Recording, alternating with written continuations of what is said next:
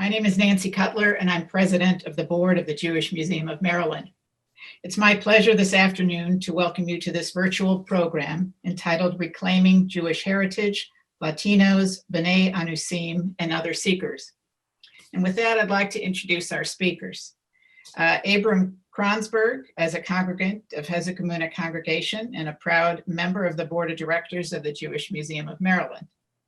Rabbi Juan Mejia was born in Bogota, Colombia. He holds a degree in philosophy from Universidad Nacional de Colombia and a master's degree in Jewish civilization from the Hebrew University in Jerusalem. Rabbi Mejia was ordained in 2009 by the Jewish Theological Seminary of America. He lives in Oklahoma City, Oklahoma, where he serves as the Jewish educator for Emmanuel Synagogue. He also serves as rabbi in residence for Bechol Lashon. Okay, Abe, please take it away. Thank you, Nancy. Good afternoon, everybody. We're going to start with talking a little bit about some terms that we're going to be using today. Rabbi Mejia, could you help us with the meaning of the terms crypto-Jews, B'nai Anusim, Conversos, and Marranos? What do those terms mean? Are they similar? Are they different? Could you tell us a little about them?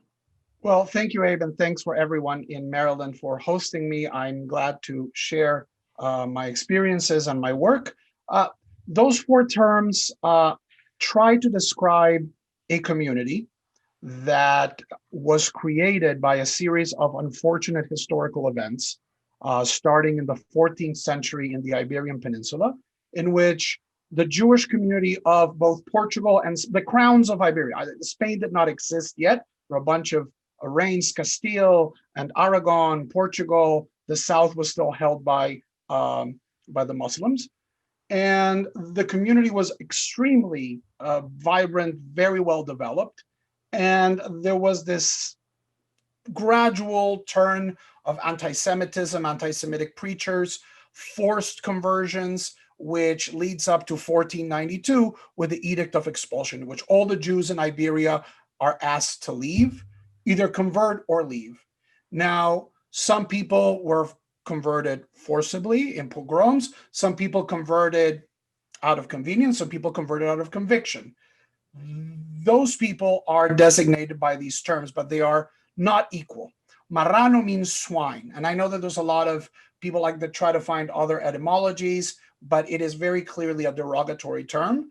Until recently, though, it was the industry term. The first big book written by a historian is Sir Cecil Roth's A History of the Marranos, and nobody saw anything wrong with using this term. Today, outside some Portuguese Jews that have embraced the term and really love it, very few people use it because we know it's derogatory. It means swine. It wanted to project upon the Jews, oh, well, you don't eat pork. Well, you are.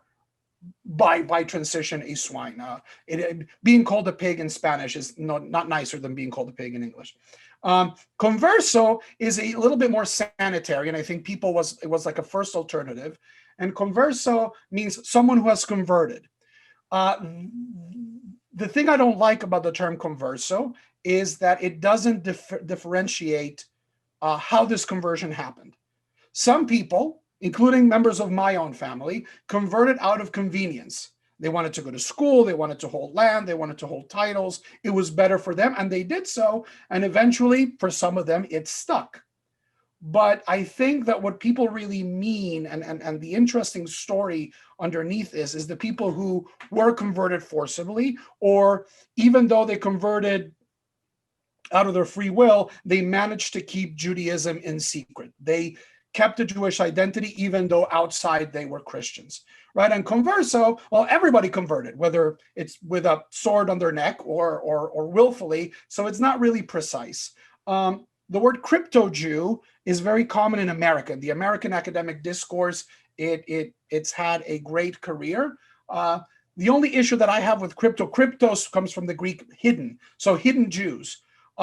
And unfortunately, Spanish Iberian Jews do not have a monopoly on crypto-Judaism. There is a very well-documented movement right now in Poland and Russia and the Eastern Bloc of people who are discovering that they had a Jewish grandparent or a Jewish great-grandparent, and the family has kept markers of identity, markers of observance in the communist bloc, but also in Poland. And now people are coming back. Those people are, to an extent, also crypto-Jews. So the term is not fully exact. The term I prefer is either anusim, which is a Hebrew term.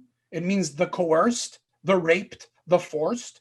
And it's also the word that Jews use to describe this phenomenon. When rabbis were writing letters to each other across the Mediterranean in the 15th century saying, what's going on in Spain? We have this woman who died, but her husband is like her brother-in-law is a Christian in Spain. Does he have to do yibum? Does he have to perform the levirate marriage because their husband died childless? Or is the wine produced by a Jew that has converted to Christianity still considered kosher? There were all these legal questions, and the term that was used was anusim.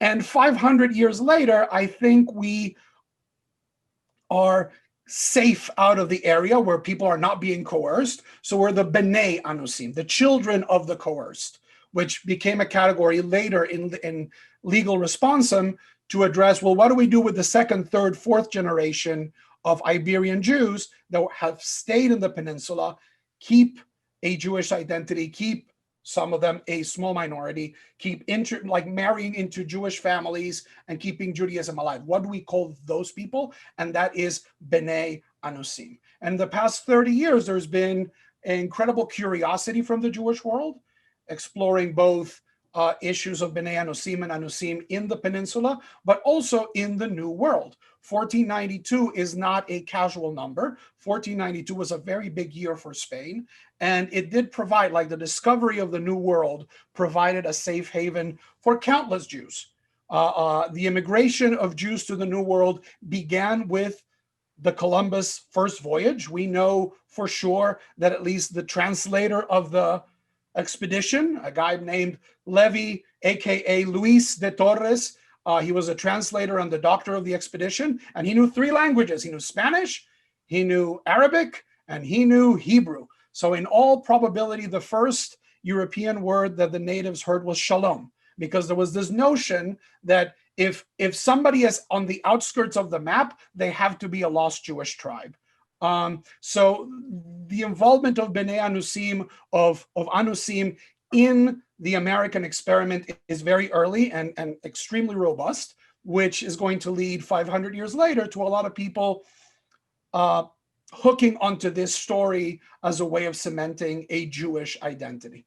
Well, let's talk a minute about that and sort of where you fit into the picture. You have a very interesting personal story about how you came to Judaism. And would you please tell our audience about that journey?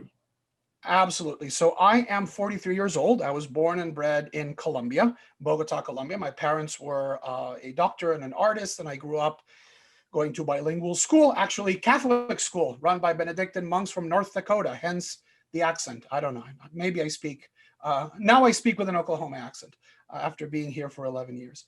But even though I was always, my family was particularly my mother was very traditional. And for a long time, I even considered joining the church. The more I studied about, like once I got to be in my teens, I started to balk at some of the theological presuppositions of not only Catholicism, but Christianity. There were things that didn't add up. And then when I was 15 years old, my grandfather revealed to me and to the family, quite accidentally, that his grandfather was Jewish. That's what he said, or at least like my father. Everybody knew back in the town where they were from in Colombia that we were a Jewish family, and nobody wanted to marry us. And we lived kind of isolated in the mountains of Colombia, cousins with cousins, like very tight-knit family. Very kind of vestigial old, almost. Like, yes, it's something that was my grandfather's, like my grandfather remembers his grandfather putting on towels on his head to pray with the older man of the family, but it was not something that reached to him. He got the echoes, and I got the echoes of the echoes.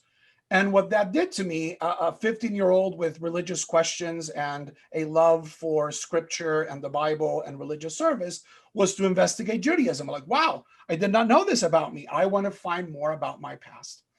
And I became unabashedly pro-Semitic. It's like, wow, this is part of my story. And I started learning Hebrew. And then when I got the chance to visit Israel during my college years, it was cemented. Like this, there was this incredible emotional attachment to the Jewish people, to the land, to the language, and I could not explain it. Look, Colombia is not like America. There's no Seinfeld, there's no Hanukkah episode of the sitcom in Colombia. Like, Jews are invisible. When I was growing up, there were maybe 5,000 Jews in a country of 40 million people.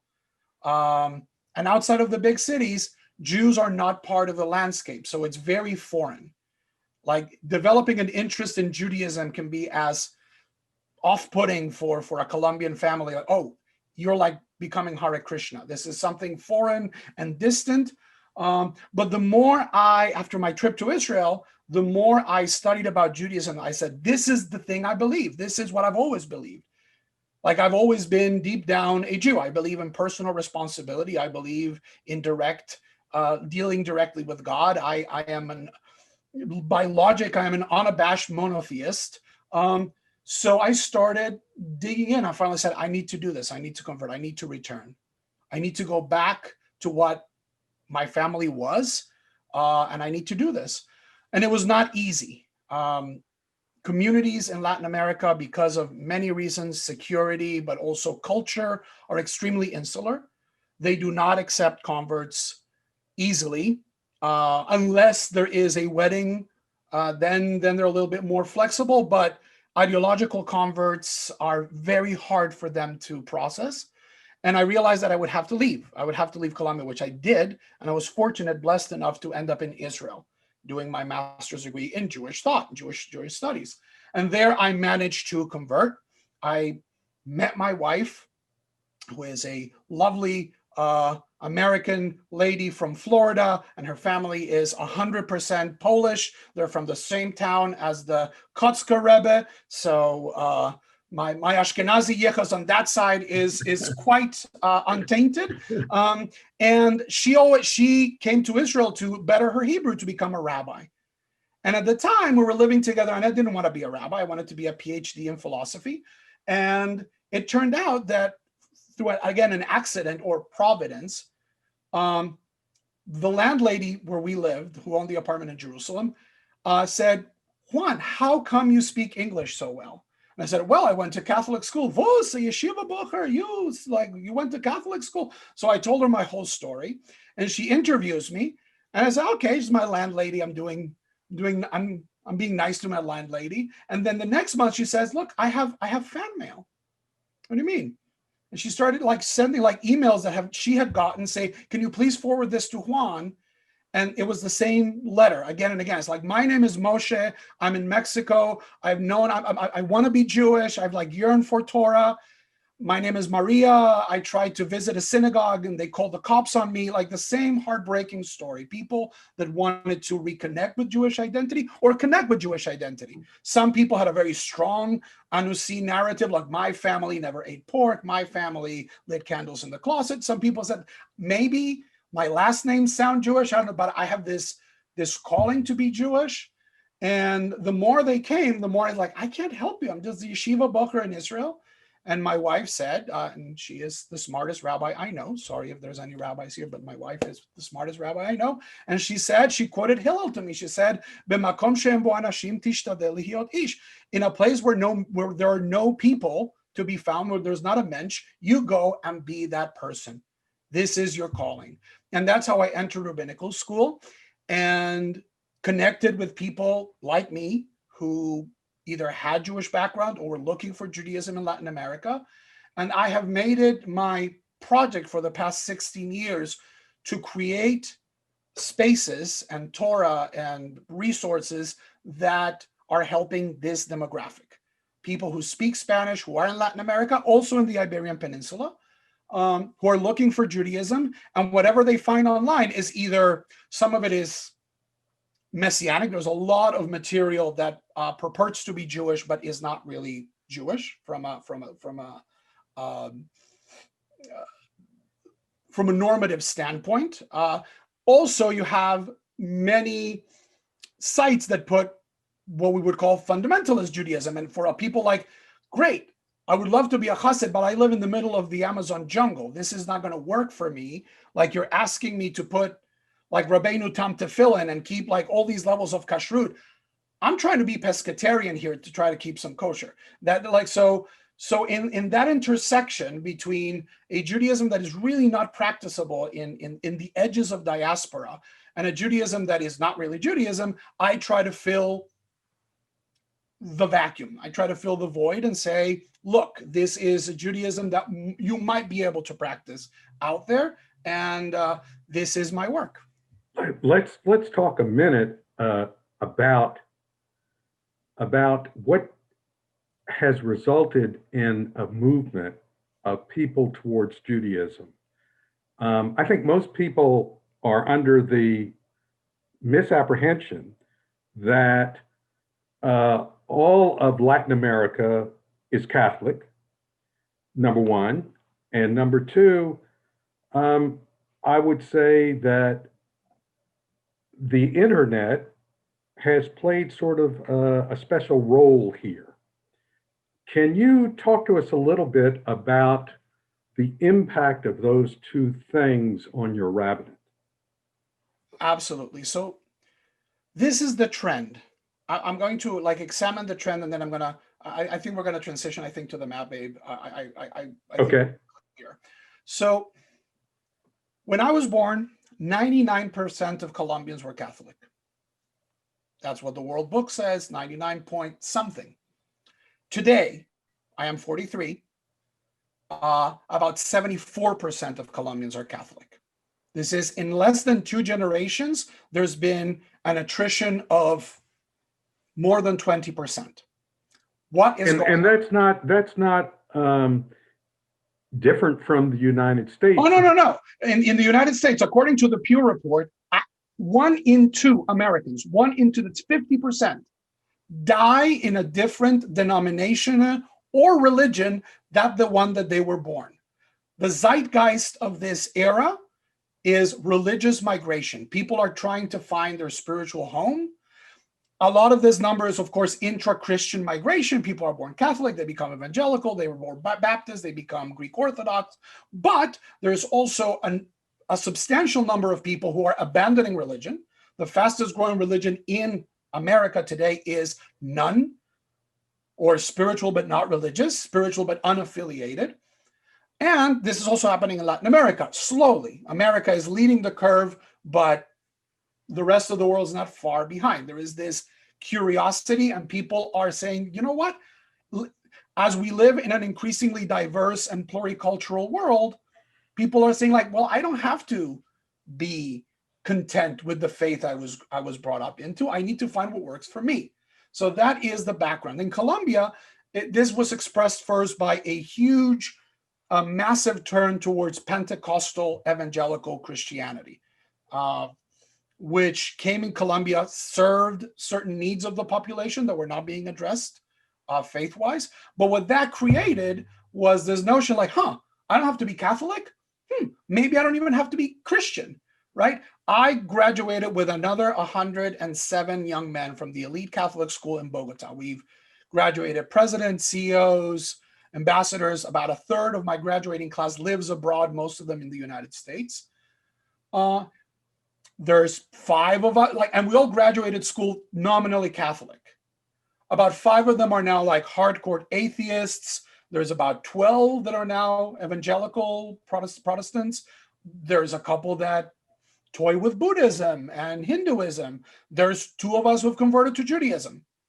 I'm a rabbi. The other guy lives in Long Island and has like this beautiful Jewish family. So this started the process, and it's not something that is reduced to a certain demographic or people who speak English. Because of the web, it is it's a geometric progression, right? Because if I'm looking for something and I can just go to YouTube and find good and bad information about whatever I want, then the smorgasbord is open. This is a buffet, and I'm going around and I'm shopping in a buffet. Judaism has the added difficulty that it's not just about belief, right? You can watch all the videos about Judaism and read all the books about Judaism in the world, but if you don't join a Jewish community, then you're not going to be able to be Jewish or convert. So what I have been doing for the past 12 to 13 years, and it began as this very focused effort to reach out to B'nai Anusim. But once I got into the field, I realized this is bigger than Anusim. This is bigger than people who have a Jew in the woodpile. By the way, and I'm not a demographer, you don't have to believe me on this, but look, according to my studies, and historians have similar numbers, about a fifth of the early settlers of Latin America were Jews. It's 1492, very crazy place to be Jewish in Iberia. A lot of people were getting on boats, a lot of people were hiding, but you know what? The New World, there's no cats in America, right? There's no Inquisition in America for a while. There was about 150 years where the Inquisition did not reach those coasts. So let's go there. 500 years later, with that core community of founders, everyone and anyone in Latin America who has a modicum of European lineage is going to have Jewish lineage, which makes Jewish lineage pretty much irrelevant, because it's not about having the right blood, because everyone has the right blood, and Judaism is never about having the right blood, is whether you want to make this part of your history, whether you want to make this part of your future. I now tell people, look, I don't care who your grandparents were. I care about who your grandchildren are going to be. If you're going to sign up, you do this for you and for your posterity. Your background, as mine, as everyone's, is very complicated. We have indigenous and European, old Christians, Jewish, Moorish blood, African blood. Like, that's your standard mestizo Latin American person, has all of these lineages. Privileging the Jewish one it's an act of choice, of volition. So now I'm focused on this and trying to square the circle. Here is the problem. Jewish communities in Latin America, as I said, are insular. They're not, they're in survival mode. So when people try to reach out to them, there is not a lot they are willing to do for them. So what ends up happening is that people create their own communities that observe and practice Judaism. I came up with the term emergent community. It's one that I coined and has been embraced by academia and the press. I think that's been very felicitous, because people said, oh, communities of B'nai Anusim, and it's not really true.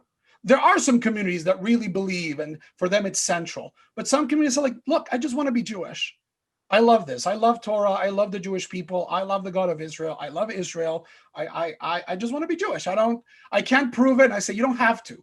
Prove it with your actions. So they create communities. So this is a map of Latin America and the rest of the world of places where people have done that choice, whether because there is no Jewish community in the places where they live, or because the Jewish communities in the places where they live are unable or unwilling to take them in.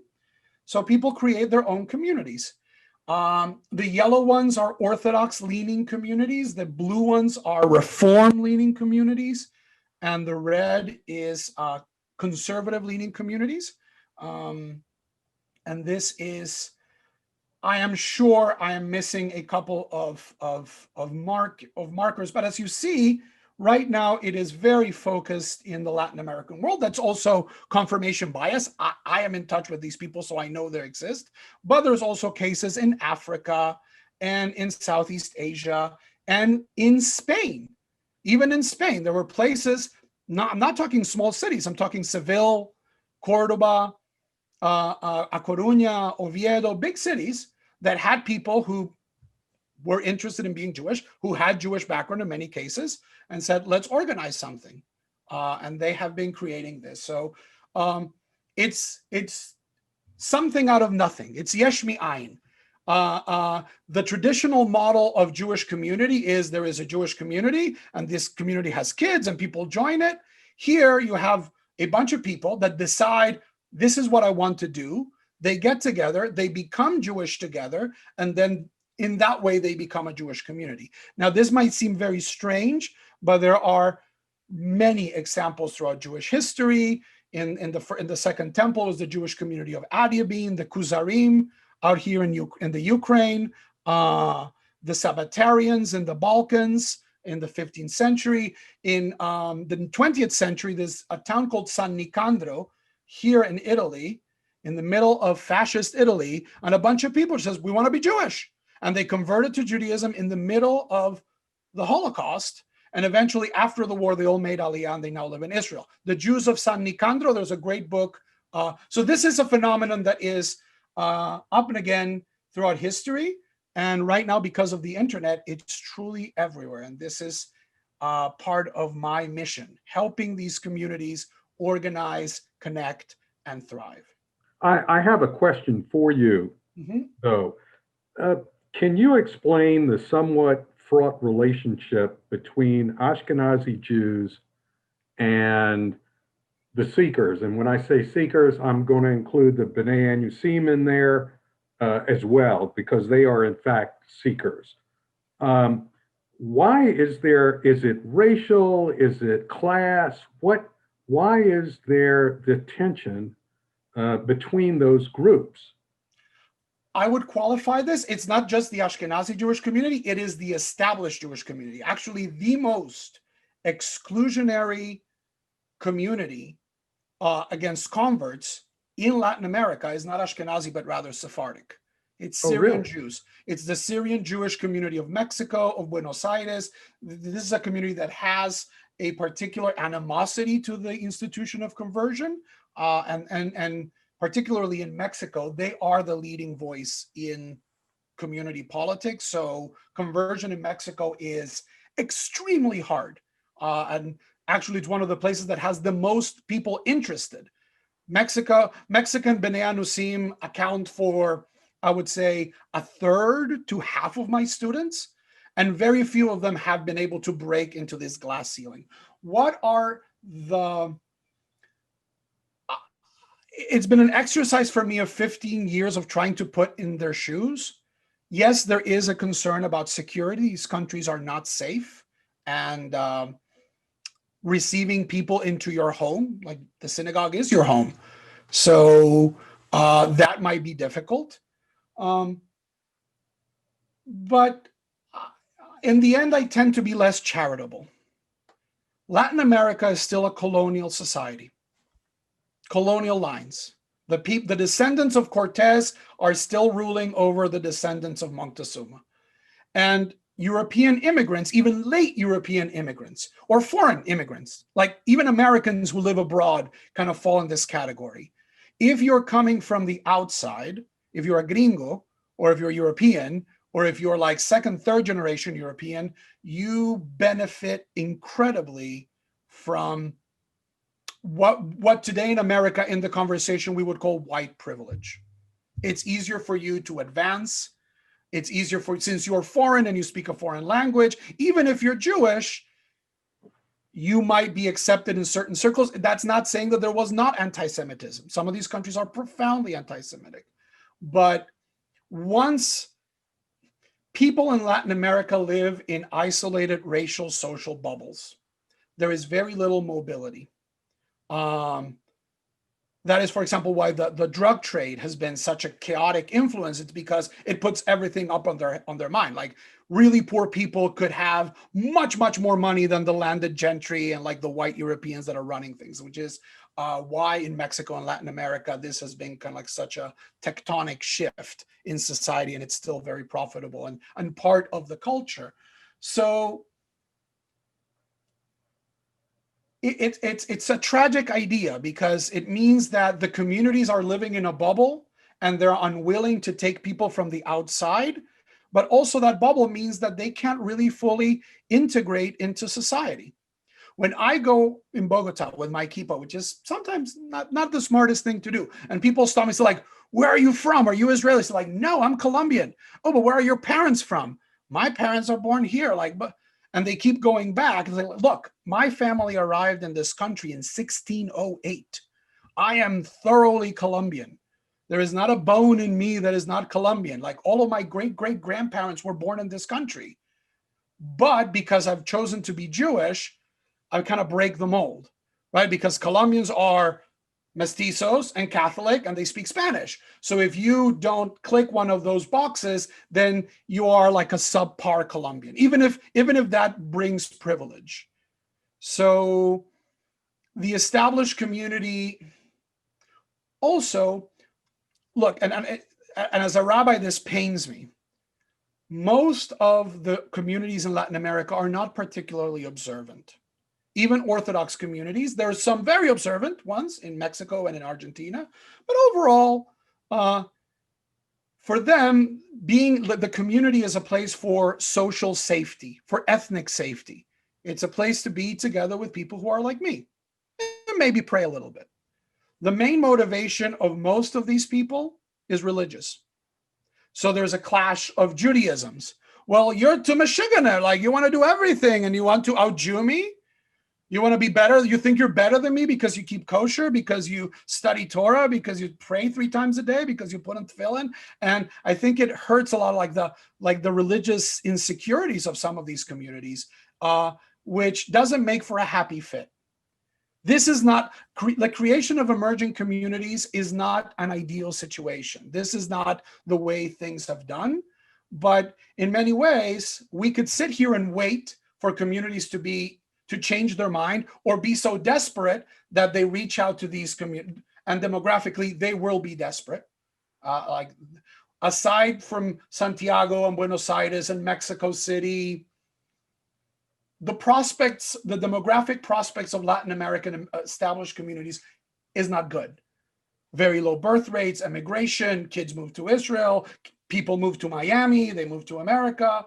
Now with this new passport, some people are even moving to Spain and Portugal because what? They get their Sephardic passport and they go and live there. So there's going to be a tipping point, and I think this tipping point is going to be very soon, in which the emergent communities are going to outnumber established communities, and then the conversation will shift.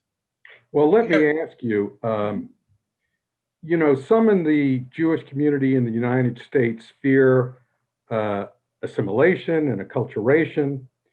Has your experience with seekers and emergent communities led you to believe, rather than being in a defensive posture, the Jewish community should go out and welcome seekers affirmatively? And I don't mean just in Latin America, I mean in the United States as well. And why have we been so reluctant to do so?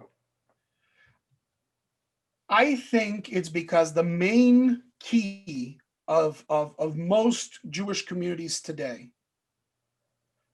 and it's kind of like the crux of modernity, is how do we define ourselves? And most Jewish communities today define themselves as ethnic enclaves, right? We eat certain foods, we have certain holidays. And this is a religious phenomenon. This is not an ethnic phenomenon, right? Seekers are coming in every color and from every ethnicity. So very soon we have like Irish Jews and African-American Jews and Latino Jews and Chinese Jews and Korean Jews. And from an ethnic perspective, this is incredibly threatening, right? Because you don't eat the same foods I do. You don't maybe have the same sensibilities, aesthetics. It can be an issue of aesthetics. Like your music sounds weird, right? How can you be Jewish? You don't speak Yiddish. That was like many Sephardic Jews that came to America during like the big, like they were kicked out of synagogues because, oh, you're Ladino, you're speaking Judeo-Arabic, but no, Jews speak Yiddish. So most of these communities are in an ethnic mode. And the big problem with ethnicity is ethnicity does not last. Ethnicity erodes. And you would That say is- that this is in the United States as well as in, Right. It's the first generation speaks the language, the second generation understands the language, the third generation remembers the language but does not speak it. So that is like in the same way, like Germans who came to America. I'm not talking Jewish Germans, Germans and Irish. Yeah, first generation, they're very proud, and second generation, and eventually I'm American. I'm no longer from the place where I come from. So this is a model that is like we're running, the tank on ethnicity is running out. The tank on ethnicity is running out. We are in America. We know who millennial Jews are. Millennial Jews are biracial. Millennial Jews have overwhelmingly at least a non-Jewish grandparent, if not a parent. They have non-Jewish siblings. They have non-Jewish family. That is how most Jews in America are operating right now. And we're doing this like tightrope walk of being accepted but belonging to ourselves. I believe that if we agree that Judaism is trans-ethnic, in the sense that, look, if you put an Ethiopian Jew and an Ashkenazi American Jew and an Israeli Jew in the same room, you're going to have three different cuisines, three different gastronomies, very ways of looking at the world, but we do share a story. We do share core aspects of religion, of practice, right? I don't care that you don't have horseradish in your Seder, but I don't know, hot peppers from Mexico, as long as we have a Seder, as long as we're telling the same story, this is going to create a Jewish people that is far more robust. Why? Because when you are building from meaning up and not from ethnicity up, because ethnicity is always this almost Sisyphean task of keeping the past in a bottle, right? So we think that Manischewitz matzah is the most traditional thing. Yeah, 3 generations ago, Bubbies and Zaidis across the country were horrified that matzah came in a box. But we think that Manischewitz is like the flavor of the shtetl. So like this is warped, but we still have matzah. That is the thing that like ourselves and our great grandparents and our great grandchildren are going to be able to recognize as Jewish is not the ethnic tropes. It's not the Lower East Side experience, which is precious to this generation, but it will fade, but rather focus on meaning. And once we're all focused on meaning and say like, you know what, you're reading these books and these stories, and I'm a rabbi. I am biased towards religion, but I think you can do this in a non-theistic way as well. As long as you're focusing on the core values of being Jewish, what we get is a Jewish people that is thriving everywhere.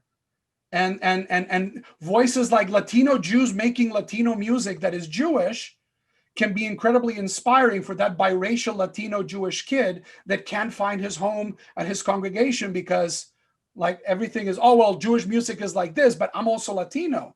Oh, there's Latino Jewish music. So what is Jewish about it? Maybe it's like, oh, it's a Hanukkah song. It's a Hanukkah song that's Jewish. I don't care if it has drums and brass and like maracas and all that stuff.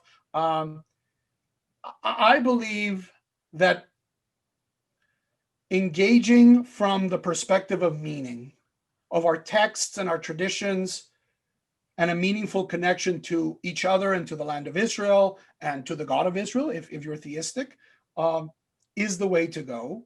And that is going to force us to also be a little bit more tolerant. Like, there is 1,000 ways of being Jewish today.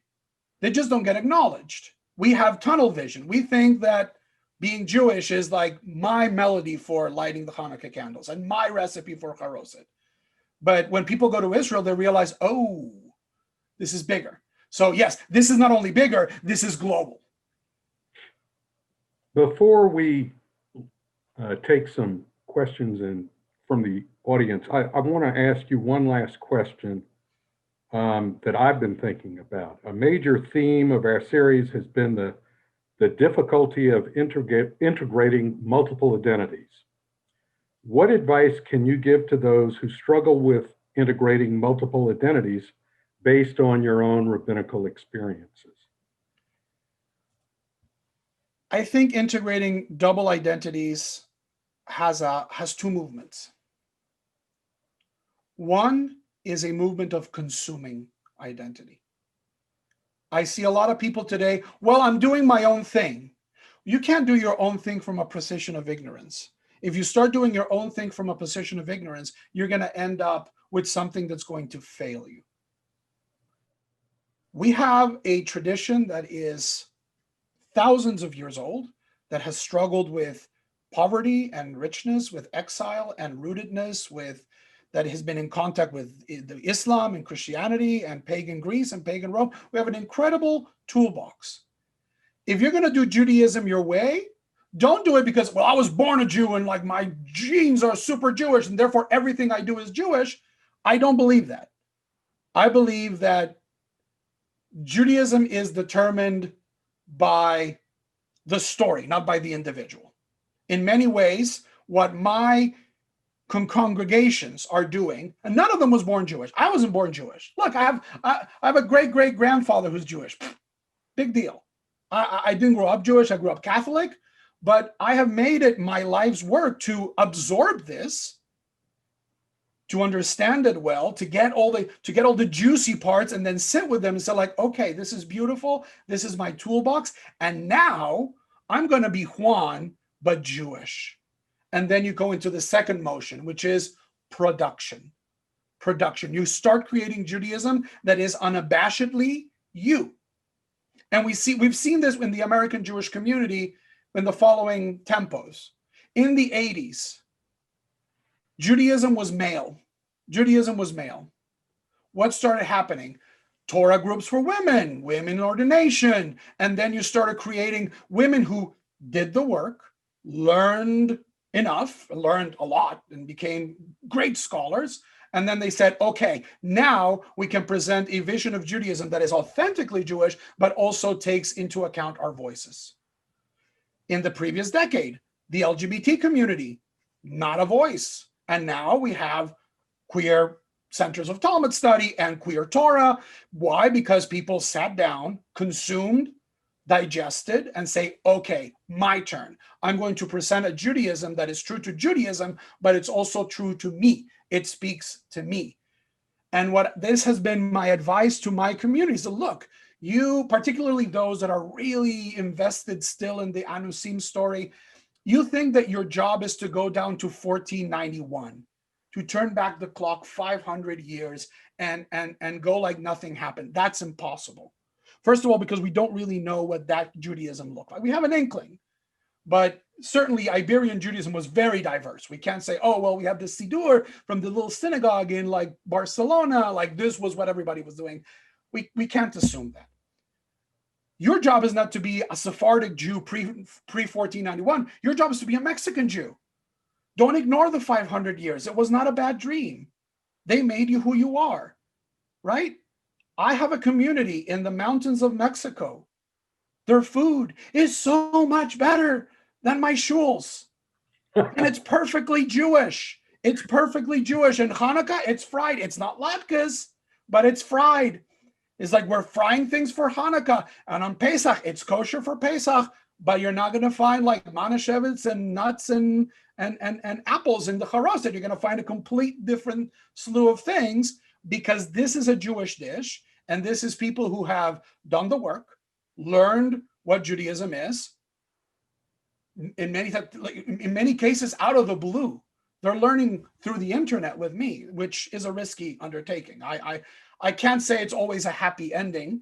Like some people get really confused because they're learning from me and they're learning from like Chabad rabbi and they're learning from Messianic and they can't tell apart. So it ends up being a very clashing kind of unfortunate cholent. But a lot of people do this effort and they say, you know what, I come up with something and now I have the courage to say, this is who I am and this is my Jewish identity. And I think I have a really great example and we're going to transition that, I think, to the Q&A.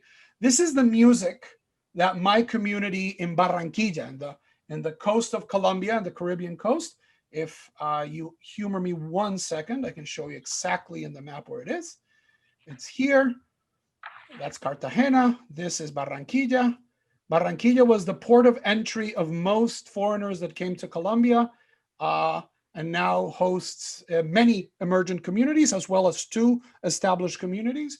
And the folks in my shul came up with this. So after the music, we'll take your questions.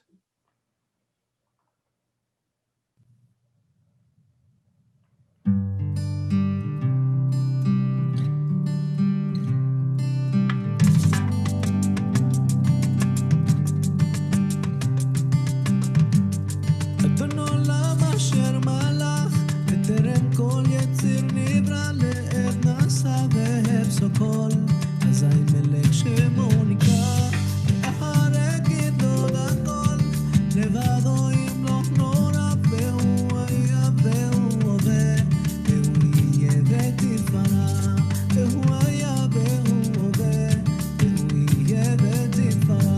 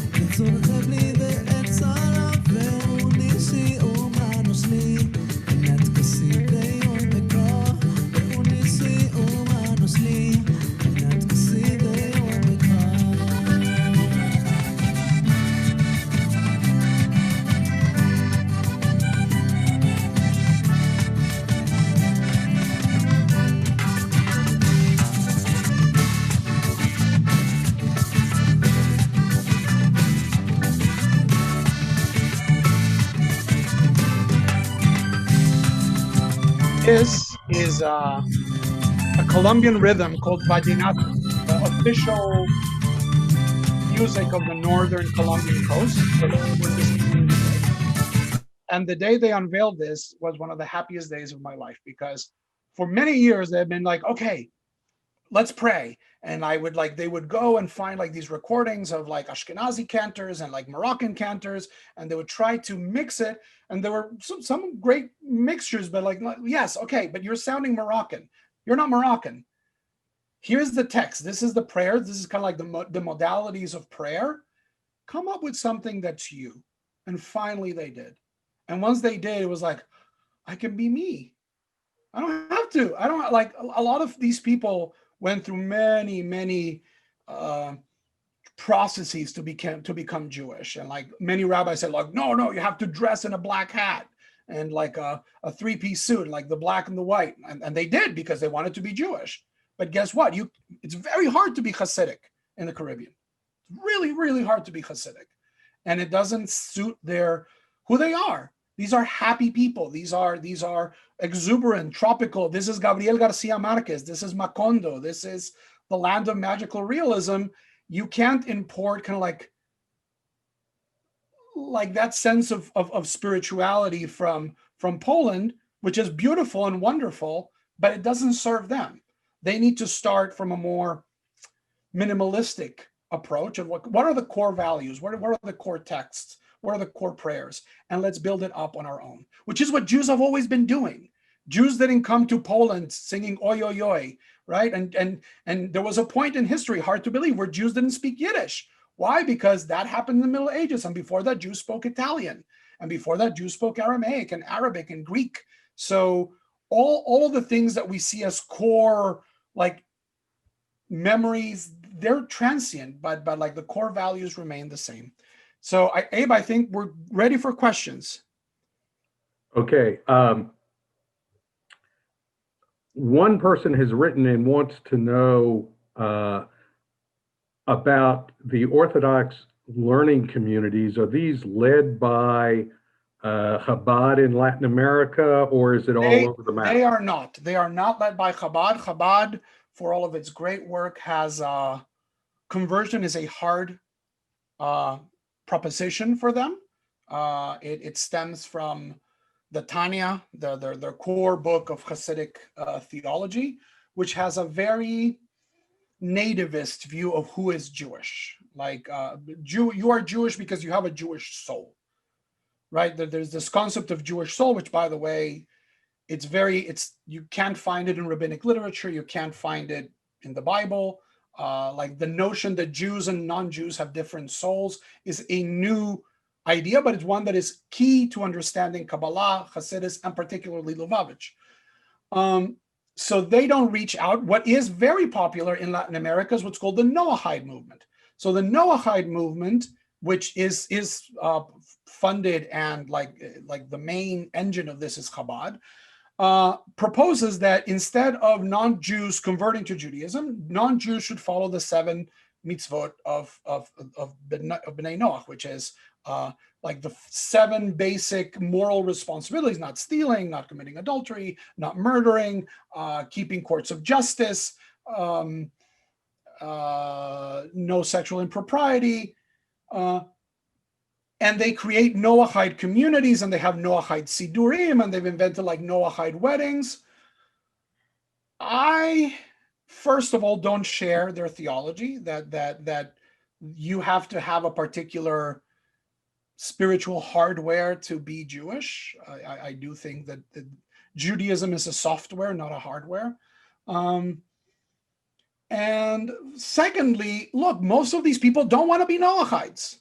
They want to be Jewish.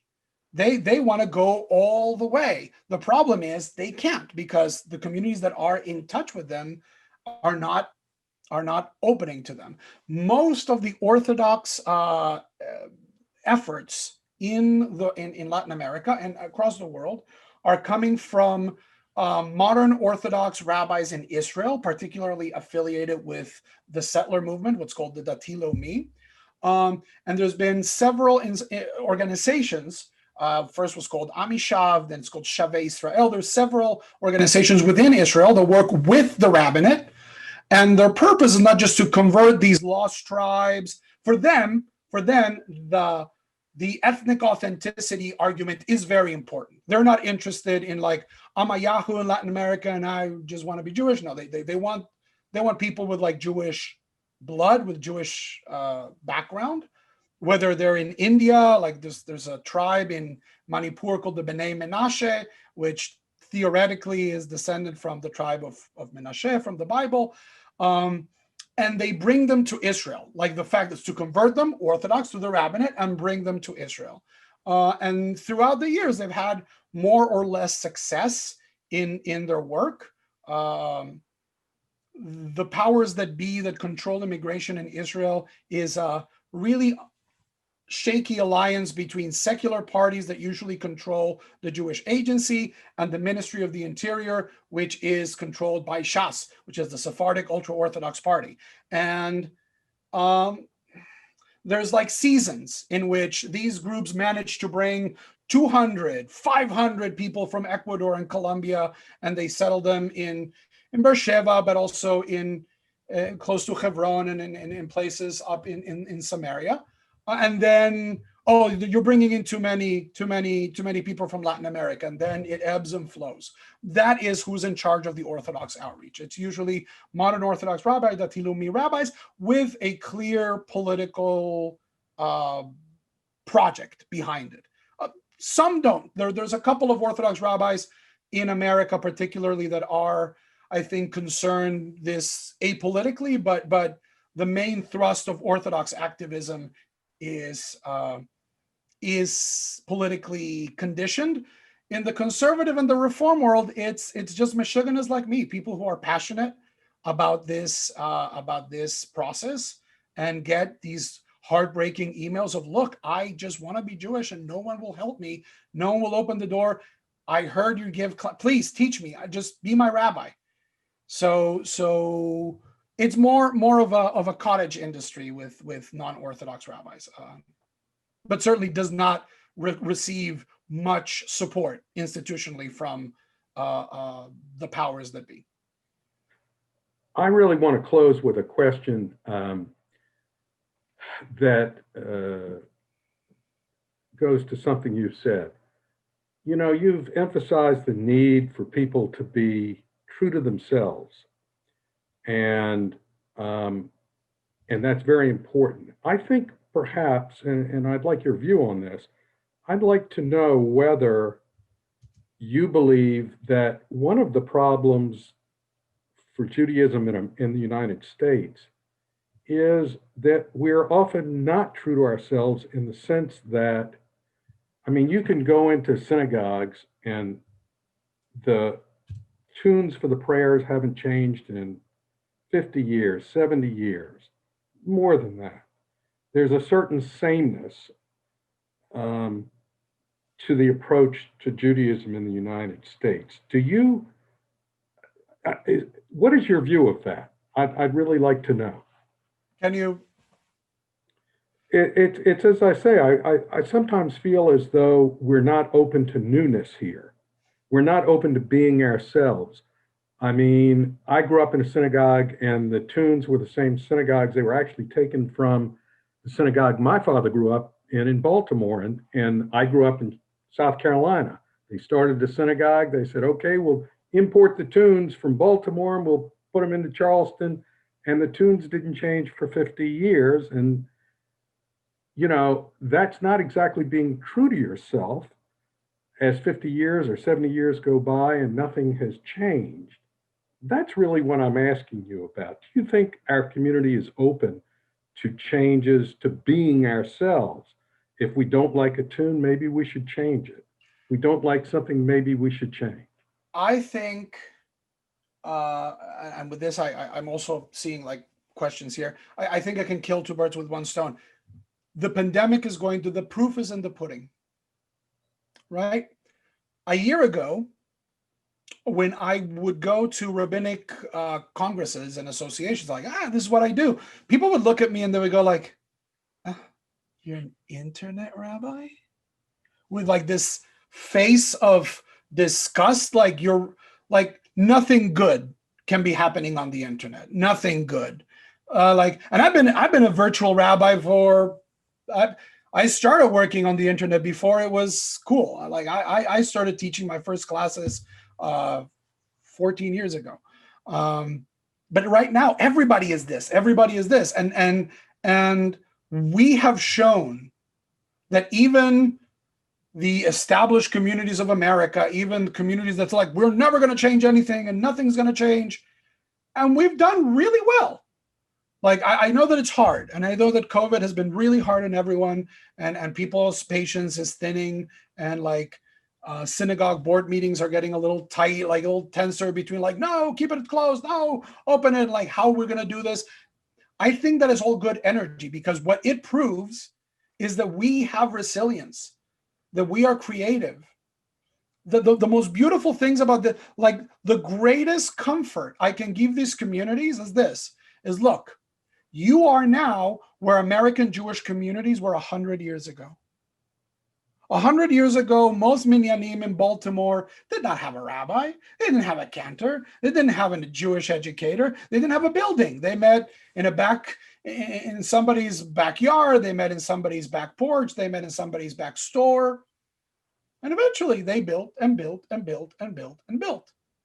And here we are. I said, these communities are not weird. These communities are vintage. They're practicing vintage Judaism. Anatevka, we always think, oh, there's like 1,000 Jews in Anatevka. No, most Anatevkas had 30 Jews, 40 Jews, 60. Okay, there was Warsaw and like the big cities. Okay, they had hundreds of thousands of Jews. But most Shtetelach had a handful of Jewish families, and they survived. Not only did they survive, they thrived, and they created this beautiful Ashkenazi, Hasidic, Eastern European, Yiddishist, Bundist, like diversity craziness from which America emerges. This is just a radiography. This is just like an X-ray into America's past. These people are not doing anything new. They're just doing it again, which is beautiful. So they will survive. I do believe that humans, it's not just Jews, our human capacity for adaptation is very smart. We know what, we're good judges of what hill we want to die on. And I think COVID has proved this. Like that we valued proximity, that we valued certain things have survived and certain things have gone to the wayside. So Look, I am an exennial. I am with one foot in one world and another foot in the other. I look to my left, I look at my daughters, and I look at my students, and I trust them. Is their Judaism going to look exactly like mine? No, probably not. I don't think like the mega suburban synagogue is viable in many places outside the East Coast and California for many other decades. But I do believe it will adapt. And whether it's small groups, whether it's like Havurot. And I also believe, for example, that we are on the cusp of seeing American emergent communities. There's people in rural Oklahoma that are reaching out. My wife is a rabbi in Oklahoma. I'm not rabbi, like Maryland's in the South. So my wife is not the rabbi, she's rabbi. So rabbi takes people from the panhandle and like just like places with like supremely evocative names like Ninaka and like Pahuska and all these places. And people say like, I'm excited. Can I just get into your Zoom? I've always like really wanted to explore Judaism. And guess what? A lot of them are returning and like, please tell me as soon as I can drive in because I think I found my home. So this is a very dour, very bleak time, but I think it also has 1,000 silver linings that we will be able to reap and examine with a little bit more hindsight once this is over. I'm just answering Fran's question. Today, people don't call anyone Marranos. That was like a medieval Jewish thing in Spain. Today, there is no word. Like this is not a phenomenon that most people are aware. Although now, because Spain and Portugal are offering citizenship to people who can prove that they're descendant from Jews, now it's becoming quite a fashionable thing in Latin America for rich people to go pay genealogists to find them a Jewish great-great-great-great-grandparent, which of course they all find them, because if you go back enough, you're going to bump into a Jew, and then they get a passport. They don't have to be Jewish. They don't have to be nice to us. They can be like, look, some of my classmates, I remember them making some very anti-Semitic jokes in school, and all of a sudden they're texting me really happy, like, look, I got my Sephardic passport, and I was like, this is not what I had in mind, but whatever. Yes, welcome to the tribe. You have a Jewish great-great-great-great-grandparent. When you're willing to work on that, give me a call. I'll teach you how. Trillian, back to you. Thank you both so much for such a fascinating conversation. So thank you to everyone who joined us in the audience today, whether it be on Zoom or on Facebook. Just a very quick reminder, the next program in the series, we're going to be on a Thursday night. So I hope you don't miss it, January 14th. You'll be able to join us for a conversation between Tracy Guy Decker and Mark Darlinger. We hope you'll be able to join us then. We'll drop into the chat in one moment a link so you can go back and see the recordings of the prior programs and also register for the other programs in this series. And I guess just with that, I'd like to say again, thank you very much, Abe. Thank you very much, Rabbi Mejia. And we're going to play the piece of music that you heard a little earlier in full. So if you'd like to stick around and listen to that entire piece, it's about 3.5 minutes long. We'll start playing that for you in one moment. So thank you very much. If you follow the link, you see other music that they've posted on their channel. Thank you so much, Ruben. Thank you so much, Abe, to Chizak Kamun and the Jewish Museum of Maryland. Thank you for letting me into your houses on this beautiful Sunday. Happy New Year for everybody. And I'm here. If anybody has more questions about it, reach out. Yeah, please feel free to use the chat. Rabbi Mejia will be able to see anything you submit via chat. And so we'll take it back over to the music. Thank you, everybody. Have a good evening.